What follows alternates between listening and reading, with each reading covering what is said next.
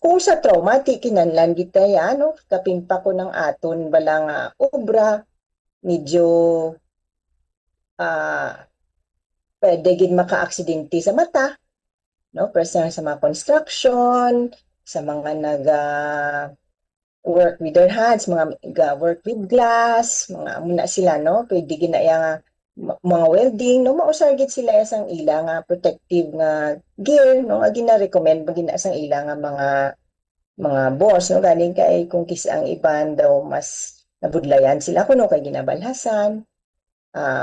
Isa na siya tani nga preventable gid nga cause ang trauma, no?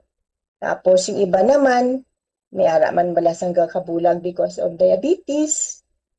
Iti ina mo na yung problema, no? Kaya usually may ara gid sang kabulag sa diabetes nga hindi na ma ma-restore kapinpa kung nagadugo na dito sa sulod sang mata o kaya yung may glaucoma.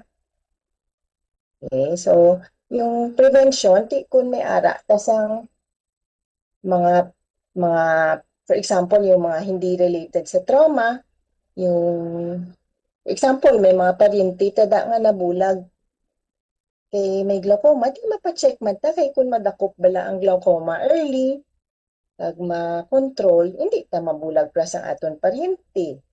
Kung may diabetes ta, i-control ta, hindi ta magulat na mag-blurred pa ang mata antes ta mag-control. Mga amo na siya.